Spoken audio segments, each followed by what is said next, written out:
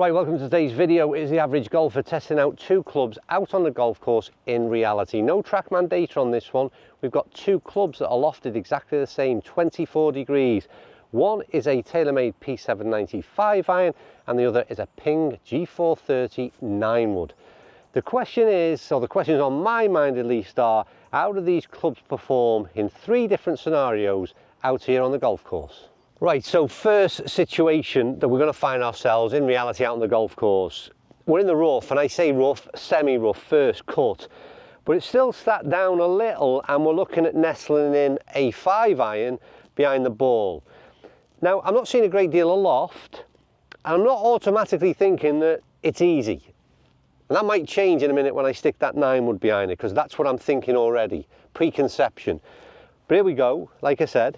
We're in this situation, we just teed off first hole, and now we've got to find our way onto that green. We've got 175, slightly uphill. I would be choosing 5 iron. Let's see what this thing does. Okay, so a little left to target, but I'm okay with that. Probably a little short, we'll have to have a look, and if anything, maybe I got it a touch off the bottom blade. But if I'm being honest with you, I'm more than happy with that result. No great issue with that kind of the rough, if we're going to call it that, getting in the way. Ball flight was fairly flat, but I think that was a lot to do with being down the bottom groove in terms of the strike. So I'm going to drop a ball literally in exactly that same scenario and see what happens when we switch up into a 9 wood. Tried to find exactly the same scenario. This is probably just down just a tad more, if I'm honest, than we did on the other, but same situation. But this time I'm looking down on the 9 wood. We've got a longer shaft, so there's an element of, it certainly does feel slightly further away from me, so that control element would be something I would consider. Ball position for me, interestingly enough, is not that different than how I'd play a 5 iron, if anybody would be asking that question.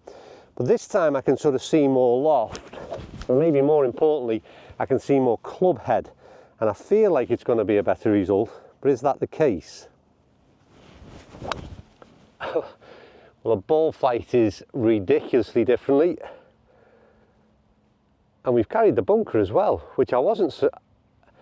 We might have even gone long, so we've got a couple of surprises there. Well, maybe not a couple. One, ball flight, different scale altogether, and you'll see that from the shot tracer. The ball speed was a lot different as well, so even though we've got two clubs that are identical in terms of loft, we know that there's going to be a difference, but it'd be interesting to see just how big that difference is. On that occasion, I think it's quite considerable. That was the 9 wood, which like I said, carried the bunker, went to the back of the green flag we were aiming for. Would you believe it was, I've just pasted out as being 29 yards longer than what I hit the 5 iron, and the 5 iron would have come up short. It would have actually been in the bunker if I hadn't pulled it slightly down the left, and that came to rest here. I was happy with the 5 iron, to be honest with you. I think I said 5 wood then. I was happy with the 5 iron in terms of my initial performance and thoughts on it. But then when I compared it to that, what I'd just seen of the 9 wood, on that occasion, it was a no-brainer which one I'd be reaching for. And I'm not too concerned about distance, by the way, here. We can work out how far each of our clubs goes, but perhaps in terms of the forgiveness element and ball speeds off the club face, bottom groove 5 iron compared to a sort of out the middle 9 wood was considerably different. Right, next situation is off of a tee, and this is something where you'll use both clubs perhaps on a par 3 or a tight par 4. And the other interesting change is the wind direction. We played a little bit down breeze on that first one, which will always help the 9 wood because of the ball flight. This is more into the wind. And perhaps one concern that you might have is that the 9 wood might flight the ball just a bit too high and hover a little, and the 5 iron might be a bit more of a penetrating ball flight. So we'll find out. There's that high ball flight. These things are ridiculous in terms of the height they achieve. And like I said, I'm not sure as to whether or not on this particular occasion that could be a negative, but it's done exactly what it did from the first shot. Fired off the club face. Didn't really need a great deal of effort from me. It's gone really straight, but it's all gone super high as well. So out of interest, let's see what that 5 iron does from exactly that same position. That's again high and a little bit right. It was really interesting that ball flight on both of them was super high. like I said, not the greatest of shots, to be honest with you. The 5-iron, that could again be a sort of telltale issue. Is the 5-iron still working against me in many ways? The bit more offset that you see in the 9-wood might be something that is actually helping me and not leaking it down that right-hand side. But more interesting, for much higher ball flight there from the 5-iron as well, I want to go down range and see exactly where they've come when we're basically hitting into a headwind. Right, 5-iron just edged into the rough. Like I said, it wasn't the greatest of strikes, and I suppose kudos to the P790, because I think it did far better in terms of downrange than the quality of the strike. The 9-wood, like I said, went right down the middle. We've probably got another 15-18 yard gap in terms of distance between the two shots, but there was a lot more similarities in ball flight. However, the 9-wood wasn't as affected by wind as much as I thought it might have been, and if we got this one in on TrackMan, it'd be interesting to see what the spin number is, because it's clearly that ball was still penetrating through the air and not getting too spinny when it reached its peak height and started to fall out the sky. So probably a little bit surprised again as to A, the yardage gain, but the fact that we didn't lose too much distance when playing into the wind with the 9-wood, which is something that I might have expected.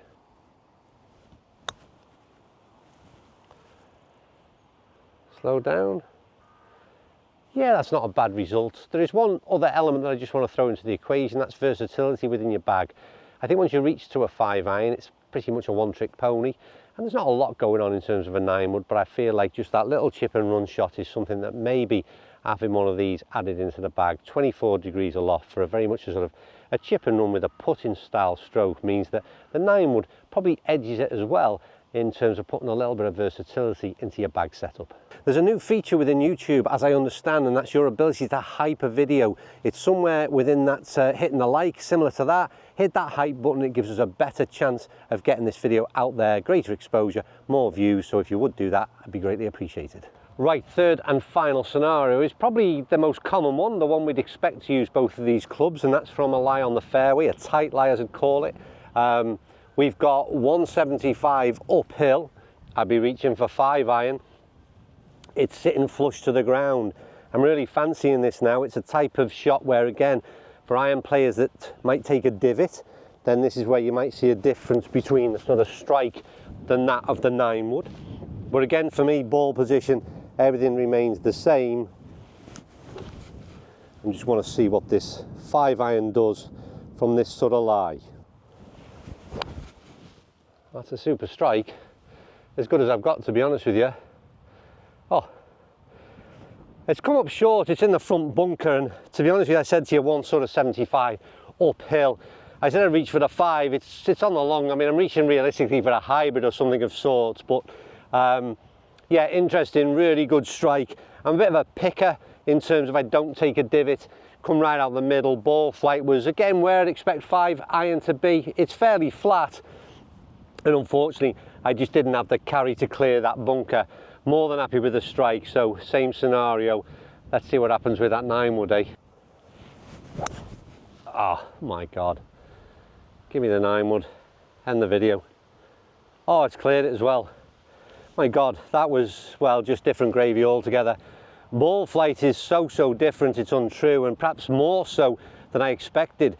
TrackMan data is brilliant, and it tells you numbers, and it says that it launches at X amount of degrees and another man at another amount of degrees, but the sort of comparison in reality, how does that look in terms of ball flight, is never more apparent than obviously out here on the fairways in reality. And that's been the real shocker. Decent ball strike with a 5-iron, more than happy, but that ball flight on 9-wood, it almost feels like twice the height in terms of peak height. But the interesting thing is, again, it's not slowing down, it's not spinning. That's carried the bunker. I would imagine we'll go and have a look. That's right in the middle, in the heart of the green. So that 180 uphill hasn't bothered it one jot. And the thing is, yes, it's a longer club, it's a longer shaft, but again, it's that same old confusion, isn't it? Two clubs, lofted the same, do things very differently indeed. Right, so first 5-iron, like I said, okay, just kicked into the bunker. It's probably come up a good, 20 yards short, but to be honest with you, when I got to the green, I was even more pleased with where that sort of 9-wood had finished. We've got, 10-12 foot for what would be birdie. It pitched up somewhere around here, has come to a stop, and it's just like I said, two very different golf shots that yeah, were nothing like one another in terms of ball flight, in terms of ball speeds, probably in terms of spin as well. And the big thing to learn from this is two things really when you're going out choosing clubs. Never compare loft for loft. You've got to consider other things. Obviously shaft length is one of those key things as well, but I think with the larger head profile of likes of fairway woods, there tends to be a bit more zip off the face as well. They are definitely more forgiving in my opinion. There's less room for error. So don't fall down that rabbit hole. And then the next one is also to consider where you're at in terms of your club head speed. So for me, I'm potentially too slow nowadays to be getting the most out of the likes of a 5-iron and a 4-iron. I've done plenty of vids about that. And the extra help that I get in generating that sort of ball speed out of the face from fairway woods and hybrids are probably the route for me to go, at least anyway, and maybe for you. Always the thing is, this is my swing, this is my results, they're not necessarily going to be the same for you. So go out, test the two clubs out side by side, have a look at your bag and make sure you're picking the right clubs to give you the best opportunities of A, enjoying the game, and B, maybe scoring a bit better, and that leads to perhaps enjoying the game a bit more as well. Me done. Simple, straightforward, out on the golf course. Might do this one later down the line in terms of TrackMan data and see exactly what those differences are. But for now, I'm more than satisfied that I wanted to pick a club right now. The 5 wood would be going out and a 9 wood be going in. Right, thanks for watching. I'll see you all soon.